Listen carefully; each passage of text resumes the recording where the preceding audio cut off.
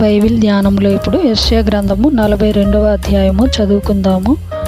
ఇదిగో నేను ఆదుకొను నా సేవకుడు, నేను ఏర్పరచుకునినవాడు, నా ప్రాణమునకు ప్రియుడు. అతని యందు నా ఆత్మను ఉంచియున్నాను. అతడు అన్యజనులకు న్యాయము కనుపరచును. అతడు కేకలు వేయడు, అరువడు, తన కంఠస్వరము వీధిలో వినబడనీయడు. నలిగిన రెల్లును అతడు విరువడు, మకమకలాడుచున్న జనుపనారవత్తిని ఆర్పడు. అతడు సత్యముననుసరించి న్యాయము కనుపరచును. భూలోకమున న్యాయము స్థాపించు వరకు అతడు మందగిలడు, నలుగుడు పడడు. ద్వీపములో అతని బోధ కొరకు కనిపెట్టును. ఆకాశములను సృజించి వాటిని విశాలపరచి, భూమిలో అందులో పుట్టిన సమస్తమును పరచి, దాని మీదనున్న జనులకు ప్రాణమును, దానిలో నడచు వారికి జీవాత్మను ఇచ్చుచున్న దేవుడైన యెహోవా ఈలాగు సెలవిచ్చుచున్నాడు. గ్రుడ్డి వారి కన్నులు తెరచుటకును, బంధింపబడిన వారిని చెరసాలలో నుండి వెలుపలికి తెచ్చుటకును, చీకటిలో నివసించు వారిని బందీ గృహములో నుండి వెలుపలికి తెచ్చుటకును, యెహోవానగు నేనే నీతి విషయములలో నిన్ను పిలిచి నీ చేయి పట్టుకుని ఉన్నాను. నిన్ను కాపాడి ప్రజల కొరకు నిబంధనగాను, అన్యజనులకు వెలుగుగాను నిన్ను నియమించియున్నాను. యెహోవాను నేనే, ఇదే నా నామము. మరి ఎవనికిని నా మహిమను నేనిచ్చువాడను కాను. నాకు రావలసిన స్తోత్రమును విగ్రహములకు చెందనీయను. మునుపటి సంగతులు సంభవించను గదా, క్రొత్త సంగతులు తెలియజేయుచున్నాను. పుట్టక మునుపే వాటిని మీకు తెలుపుచున్నాను. సముద్ర ప్రయాణము చేయువారలారా, సముద్రములోని సమస్తమా, ద్వీపములారా, ద్వీప నివాసులారా, యెహోవాకు క్రొత్త గీతము పాడుడి. భూదిగంతముల నుండి ఆయనను స్తుతించుడి. అరణ్యమును దాని పురములను, కేదారు నివాస గ్రామములను బిగ్గరగా పాడవలెను.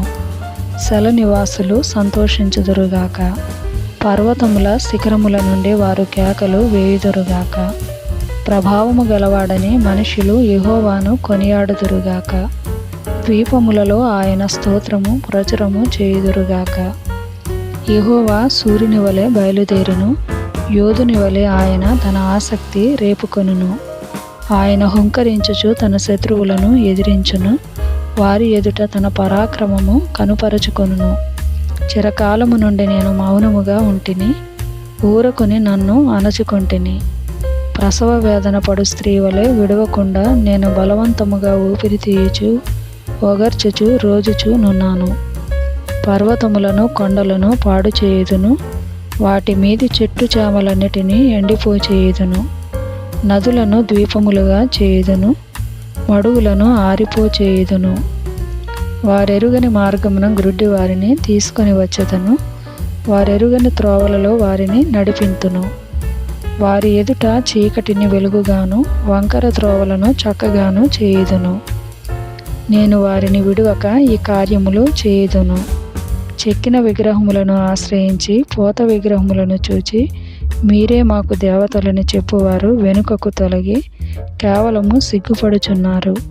చెవిటి వారలారా వినుడి, గ్రుడ్డి వారలారా మీరు గ్రహించున్నట్లు ఆలోచించుడి. నా సేవకుడు తప్ప మరి ఎవడు గ్రుడ్డివాడు? నేను పంపు నా దూత తప్ప మరి ఎవడు చెవిటివాడు? నా భక్తుడు తప్ప మరి ఎవడు గ్రుడ్డివాడు? యెహోవా సేవకుడు తప్ప మరి ఎవడు గ్రుడ్డివాడు? నీవు అనేక సంగతులను చూచుచున్నావు గాని గ్రహింపకున్నావు. వారు చెవి యొగ్గిరి గాని వినకున్నారు. యెహోవా తన నీతిని బట్టి సంతోషము గలవాడై ఉపదేశ క్రమమొకటి ఘనపరిచి గొప్ప చేసెను. అయినను ఈ జనము అపహరింపబడి దోపుడు సొమ్మాయెను. ఎవరును తప్పించుకొనకుండా వారందరూ గుహలలో చిక్కుపడి ఉన్నారు. వారు బందీ గృహములలో దాచబడి ఉన్నారు. దోపుడు పాలేరి విడిపించువాడెవడనూ లేడు. అపహరింపబడి తిరిగి రప్పించుమని చెప్పువాడెవడనూ లేడు. అపహరింపబడిరి, తిరిగి రప్పించుమని చెప్పువాడెవడనూ లేడు. మీలో ఎవడు దానికి చెవియొగ్గును? రాబోవు కాలమునకై ఎవడు ఆలకించి వినును? యెహోవాకు విరోధముగా మనము పాపము చేసితిమి, వారు ఆయన మార్గములలో నడవనొల్లకపోయిరి. ఆయన ఉపదేశమును వారు అంగీకరింపకపోయిరి. యాకోబును దోపు సొమ్ముగా అప్పగించినవాడు దోచుకుని వారికి ఇశ్రాయేలును అప్పగించిన వాడు యెహోవాయే గదా. కావున ఆయన వాని మీద తన కోపాగ్నియు యుద్ధ బలమును కుమ్మరించెను. అది వాని చుట్టూ అగ్ని రాజజేసెను. అయినను వాడు దాన్ని గ్రహింపలేదు.